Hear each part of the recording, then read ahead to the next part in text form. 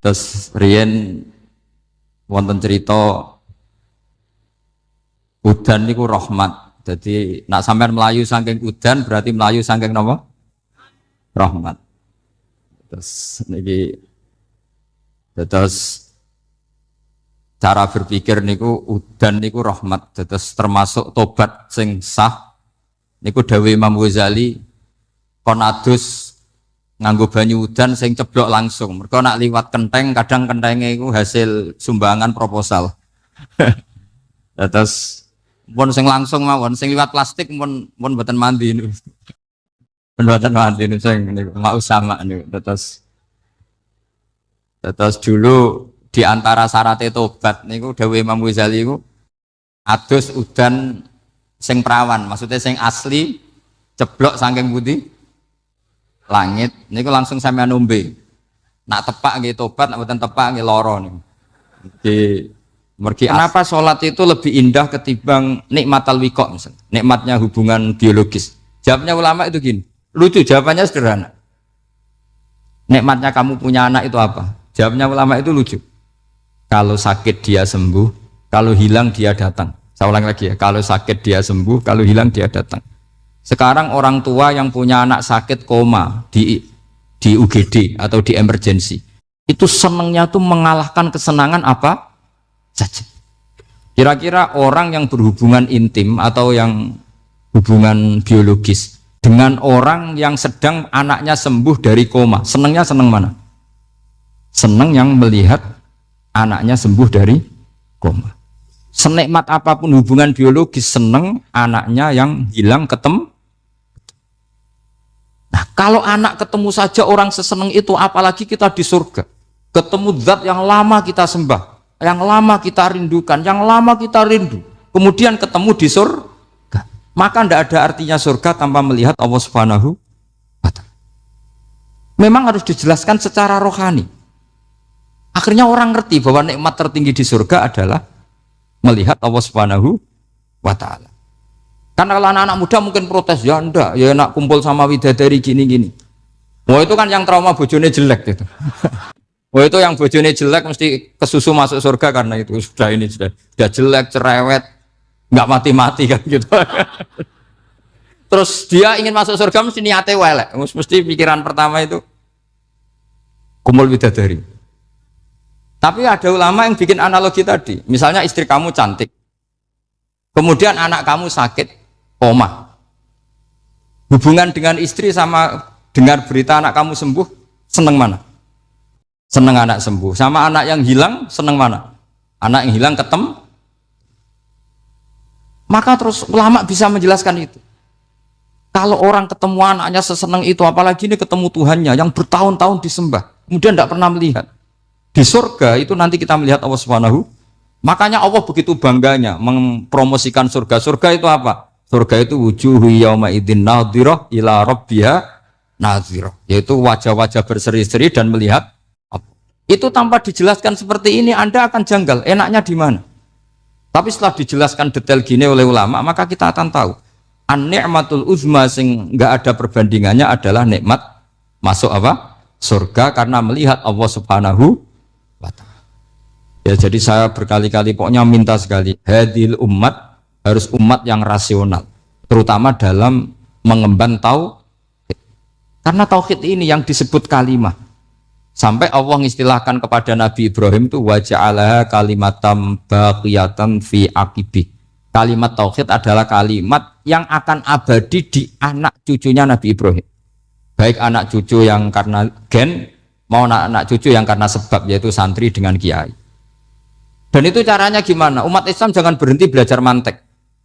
Makanya di MGS, di Qudsiyah, di TBS, semua pondok pasti ngajarkan mantek, di Bendan, ilmu logika. Itu tadi, kalau kamu tidak bisa menemukan tauhid dengan cara tadi, dengan cara al-alam mutaghayyir wa kullu mutaghayyir hadis la buddan min bukhtis, paling tidak pakai ilmu yang dilakukan Rasulullah SAW. Yaitu masyhur itu, saya sering cerita di mana-mana. Ada orang namanya Jubair bin Mut'im, Muhammad bin Jubair bin Mut'im. Itu dulu dia kafir. Dia orang pinter sampai dipasrai jadi negosiator untuk mengurus tawanan perang Badar yang ditawan Rasulullah SAW. ketika datang di Madinah, delalah pas maghrib, Nabi baca wattur wa kitabim mastur. Di antara ayat yang dibaca Nabi itu am khuliqu min ghairi syai'in. Masa manusia sebanyak ini kemudian mereka diciptakan oleh ketiadaan. Min ghairi syai'in itu oleh ketiadaan. Masa alam raya yang wujud ini, alam raya yang punya eksistensi ini kemudian penciptanya adalah ketiadaan. Padahal wal adamu la yakhluqu wa la yu'assiru wa la kadza wa kadza. Tentu sesuatu yang tidak ada itu tidak bisa dikatakan sebagai pencipta. Wong nggak ada, jadi faktor saja nggak mungkin apalagi jadi pencipta. Itu Nabi habis sholat langsung beliau sungkeman, ya Muhammad, saat ini juga saya iman. Karena logika yang dibangun ayat yang kamu baca itu menghabiskan semua logika saya. Intinya logika tauhid itu akan mengalahkan semua teori non tauhid. Itu yang disebut bal naqdhifu bil haqqi 'alal batili fayadmaghuhu fa idza huwa zahib. Kebenaran tauhid itu akan menghancurkan kekuatan apa saja. Fayadmaghuhu itu di tafsir Tobari disebut dorbatan tasujud dimah. Satu pukulan sing sampai menjadikan otak itu hancur. Lainnya disebut damagho, dimah itu maknanya otak. Maka kamu tidak khawatir kalau Islam didiskusikan di Uni Soviet, didiskusikan di Kanada, didiskusikan di Korea, pasti kalimat tauhid akan mengalahkan kalimatul batil. Pasti ja'al haqqu wa zahaqal batil, innal batila kana zahuq. Tapi syaratnya kita harus kuat. Makanya saya ini senang sekali yang namanya ngaji itu saya senang. Karena saya tadi bercita-cita ingin jadi dosen setelah mati. Karena di dunia sudah tidak jadi apa? Dosen. Saya ingin seperti Imam Amudi. Pertama ketemu Allah, beliau disuruh ngajar malaikat tentang ilmu apa? Matematika yang mengarah ke tauhid. Jadi diajarkan. Kamu tahu angka 2, angka 3, angka 4, semuanya bersumber dari angka 1. Berarti semuanya berawal dari 1. Enggak tahu setelah itu malaikatnya dites lagi apa enggak tahu. Pokoknya pas itu malaikat ya paham semua. Oke. Kayak apa hebatnya umat Rasulullah Shallallahu alaihi wasallam? Karena akalnya kuat. Sehingga kita harus kuat. Sehingga kalimat yang benar disebut kalimatu haqqin 'alaiha nahya wa 'alaiha. Nah, kalimat yang salah disebut kaburat kalimatan takhruju min afwahim. Kalimat menjadi kalimat karena diucapkan. Tapi tidak menunjuk hakikat. Kayak ini misalnya, ini tutup, ini putih. Terus saya katakan hitam. Berarti saya mengatakan ini hitam. Sebagai kata-kata karena diucapkan. Tapi tidak pernah menjadi hakikat. Karena hakikatnya ini putih. Itu hebatnya Quran. Makanya Quran kalau gue jelek orang kafir itu, gue jelek orang kafir itu sebut apa? Kaburas kalimatan takhruju min afwahim. Tapi untuk kalimat tauhid dikatakan apa? Yusabbitu walladzina amanu bil qaulif tsabit fil hayatid dunya wa fil akhirah. Sebagian disebutkan wa ja'alaha kalimatam baqiyah. Kenapa kalimat tauhid itu kalimat yang abadi? Karena Allah sebagai Tuhan di dunia juga sebagai Tuhan di akhirat, dan selalu Tuhan pada masa yang tidak terbatas. Itu disebut wa ja'alaha kalimatam baqiyah. Kemudian umatnya Nabi mengganti kalimat yang gampang. Allah punya sifat baqo, punya sifat akhir. Maksudnya akhir itu la akhirolah. Terus semuanya. Yang faham ya alhamdulillah, yang enggak faham dikon ngapal wujud kidam baqo mukhalafatul khawadisi qiyamuhu binafsi wahdaniyat kudrat irad. Terus paham. Langkok sing rada alim terus roh bedane iki sifat ma'ani iki maknawiyah. Cara Mu'tazilah ngene, cara ahli sunnah ngene. Wah itu sudah kejelimetan. Sementing pokoknya wujud hitam. Nah, kenapa pertama yang disebut wujud? Karena yang membedakan kita dengan faham ateisme itu ya sifat wujud.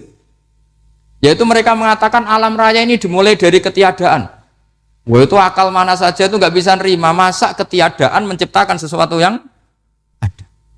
Maka kata Ibnu Hajar al-Asqalani ketika mentafsirkan mensarai hadis salasun mangkunna fihi wajata halawatal iman. 3 hal ini kalau kamu faham maka menemukan manisnya iman. Manis itu enak. Terus kata Ibnu Hajar al-Asqalani masih ingat betul dalam sarahnya Fathul Bari, wa yusamma inda ahlil aql, misalnya al-iltizat al-aqli. Agama ini mengajarkan kenyamanan cara berpikir. Coba kalau sampean seorang doktor atau seorang profesor atau seorang pinter, kemudian kamu dipaksa mengimani bahwa alam ini diciptakan oleh ketiadaan, itu bisa tidur gak? Oh, tidak bisa tidur. Sampean misalnya orang pinter, dididik di kampus atau dididik di pondok. Alam ini yang wujud, yang menciptakan itu sesuatu yang tidak wujud. Kamu bisa tidur tidak kira-kira? Ini guru apa? Ini sarap ini. Mosok hadil maujudat khalaqahal adam. Sesuatu yang wujud diciptakan ketika. Tapi agama ini membawa sesuatu yang menyenangkan untuk akal, yaitu hadhil maujudat khalaqaha wajibul wujud. Maujudat yang wujud ini diciptakan super maujud, yaitu oleh bahasa pondok disebut wajibul wujud. Kan terus seneng, wajar dong kalau sesuatu yang ada diciptakan oleh yang ada. Nah tentu ada pencipta, terus ada super, disebut wajibul wujud. Kan terus enak. Itu kata Ibnu Hajar al-Asqalani disebut wajadah halawatal iman. Sehingga kita tidak usah khawatir. Makanya saya itu termasuk orang yang nggak khawatir. Apapun rusaknya dunia ini, kacaunya dunia ini akan kalah dengan kalimatut tauhid. Karena kalimat ini ketemu apa saja pasti menghancurkan. Yaitu disebut bal naqdhifu bil haqqi 'alal batil fayadmaghuhu fa idza huwa zahid. Kalimat hak ini akan menabrak apa saja. Dan yang ditabrak pasti hancur. Makanya sama tidak usah khawatir, misalnya ada negara ateis di Cina, di Korea, kita yakin asal yang diteliti itu agama Islam pasti menang. Nah yang susah kalau yang diteliti orang Islam, itu susah. Karena yang copet kadang-kadang ya umat, apalagi di negara yang mayoritas Muslim, nanti copetnya, premannya, koruptornya semuanya beragama Islam. Makanya kita hanya punya pilihan dua itu, umat Islam dan Islam yang kumat itu dok. Kalau tidak umat Islam ya Islam yang umat. Tapi kalau kalimat tauhid itu kalimat yang aman, tak jamin. Tak jamin 100%. Sehingga saya itu kalau ditanya profesor Pak Bah, kalau suatu saat Indonesia jadi negara yang sangat terbuka, kemudian ada sekolah perbandingan agama, menurut Anda prospek Islam gimana? Saya jawab asal yang dikaji Islamnya bukan orangnya, pasti Islam tetap prospek. Asal yang dikaji apa? Islamnya bukan orangnya. Kalau orangnya ya Masya Allah. Ya itu tadi, kalau tidak umat Islam ya Islam yang. Terus kalau matur nuwun sangat jenengan hormat teng Raden Asnawi. Beliau sekarang generasi keempat ya, wonten sing generasi ketiga. Nasab kula kepanggih Raden Asnawi teng Asnawi sepuh. Terus Mbah Raden Asnawi gadah bah namine Abdullah Husnen, terus Ibu Ayu Sofia niku binti Asnawi sepuh. Kula buyut kula kandung Damaran niku Hafsah binti Maksum bin Soleh bin Asnawi sepuh. Kenapa saya cerita zuriyah? Terus satu peradaban. Gini bahasa Indonesia mohon nggih. Sane gaul. Satu peradaban itu yang bisa bangun itu zuriyah. Zuriyah itu komunitas gen. Meskipun nanti komunitas gen itu bisa disadap atau dibajak oleh orang-orang yang tidak gen. Jadi agak ilegal tapi itu sah. Karena sampean bisa misalnya kalah nasab sama saya, misalnya bilang nanti ketemu di Nabi Adam saja Gus gitu. Nanti pasti kita ketemu di siapa? Nabi Adam. Terus kedua, kekalahan nasab itu udah abadi. Karena nanti setelah jenengan ditanya di kuburan, bapak kamu siapa? Itu disuruh jawab Nabi siapa? Ibrahim. Terus kekalahan nasab sampai nanti berakhir di kuburan karena nanti dijawab siapa bapak kamu, disuruh jawab siapa? Nabi Ibrahim. Jadi yang punya bapak Karmen apa itu sudah selesai, sudah nggak dipakai lagi. Nanti pakai siapa? Nabi siapa? Ibrahim. Nah kenapa saya cerita bahwa nasab gen itu akan disatukan oleh satu visi ilmiah yang objektif. Gini ku jawe Nabi Yusuf, wattaba'tu millata abai Ibrahim wa Ishaq wa Yaqub. Terus dawe Nabi Yusuf, maka nalana an nusyrika billahi min syai'. Jadi saya ngikuti leluhur saya. Ini dengerin ya, saya ngikuti leluhur saya, yaitu Nabi Yaqub bin Ishaq bin Ibrahim. Leluhur saya itu siapa? Maka nalana an nusyrika billahi min syai', yaitu keluarga besar yang tidak pernah melakukan kemusyrikan. Ya, keluarga besar kami punya tradisi tidak pernah melakukan kemusyrikan. Dan bahkan itu dibahasakan tidak mungkin kita ini melakukan kemusyrikan. Maka lana itu kira-kira kalau bahasa Indonesia itu kita ini tidak mungkin melakukan kemusyrikan. Nah, kenapa demikian? Itu berangkat dari logika yang permanen. Disebut yusabbitu Allahu alladziina aamanu bil qouli tsabiti fil hayatid dunya wa fil akhir. Logika permanen itu begini misalnya. Kita ini kan hidup dari bapak dari ibu terus sampai Nabi Adam. Kemudian setelah Nabi Adam ini berakhir, kemudian kita mau tidak mau berpikir Nabi Adam itu siapa? Terus diterangkan ternyata Nabi Adam itu satu makhluk hidup yang mulanya dari tanah. Lewat wahyu Allah, lewat titah Allah kun, kemudian jadi manusia yang bernama Adam. Sebelum Adam ada bumi, ada langit, ada cakrawala macam-macam. Kemudian itu kita rumuskan lagi, asal usulnya adalah tidak ada. Adamiyun makhdun. Akhirnya kita tahu bahwa alam raya ini diwujudkan setelah dari tidak ada. Nah tentu terus kita berpikir, dari tidak ada menjadi ada itu pasti penyebabnya adalah sesuatu yang ada. Nah yang ada itu disebut wajibil wujud. Karena wajibil wujud ini wujud sendiri, nggak ada saingannya. Karena Allahu ala syai'amahu, Allah ada dan tidak ada pesaingnya. Maka kita ini berpikir nggak mungkin ada kekuatan manapun yang menyamai Allah. Sehingga nggak ada Yesus mungkin menyamai Allah, nggak ada Fir'aun, nggak ada Lata, nggak ada Uzza.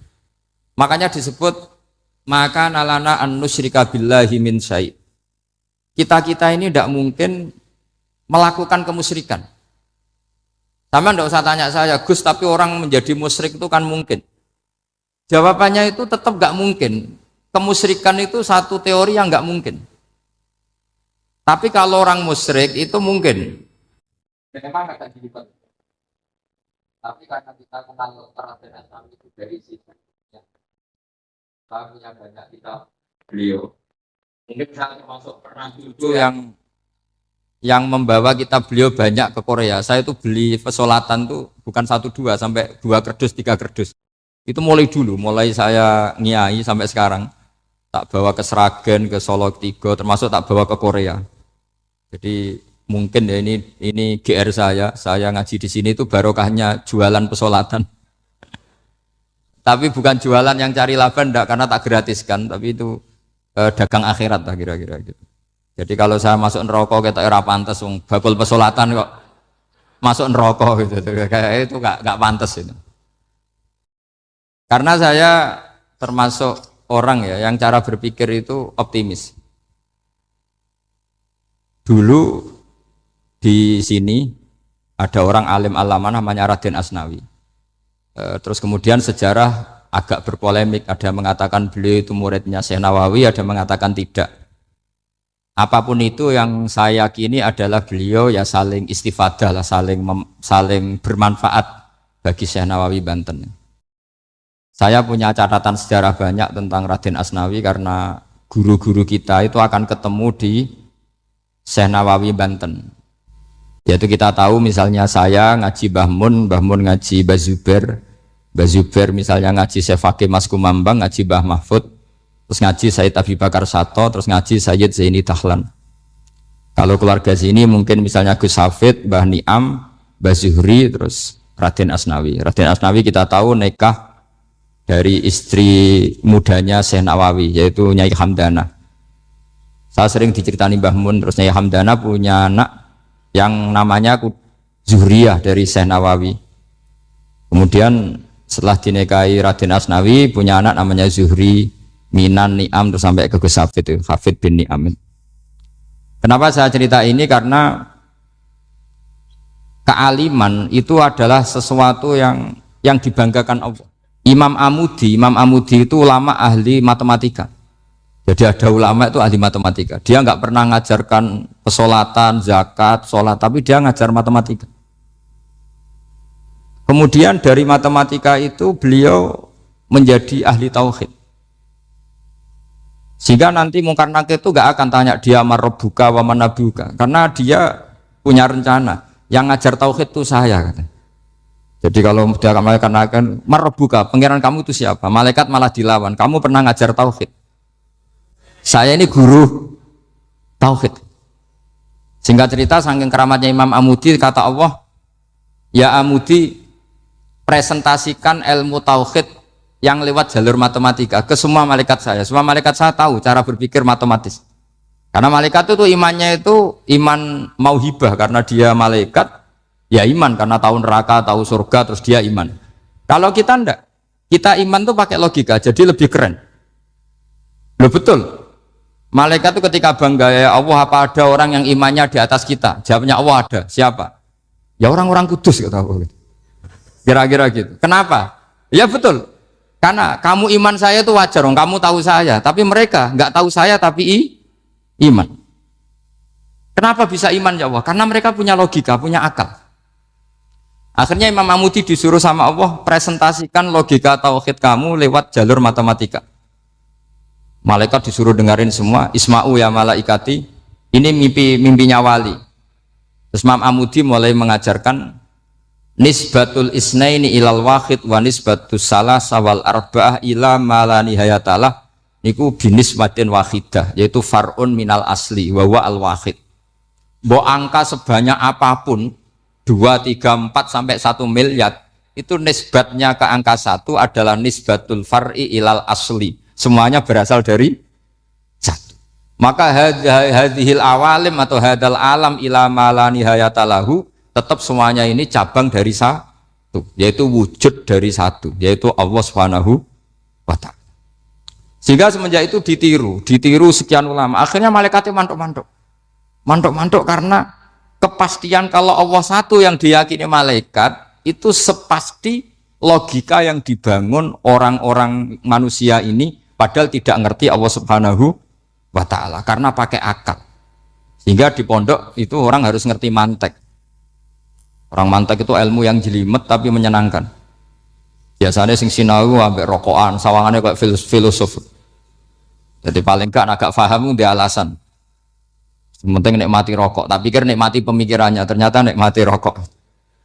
Kayak kemarin saya datang ke resepsinya Gus Agil, saya itu tertawa terus karena dengerin Habib Mutahar. Saya membaca bahayanya rokok, setelah tahu bahayanya saya berhenti membaca. Tak pikir itu kan setelah tahu bahayanya saya berhenti merokok, ternyata enggak.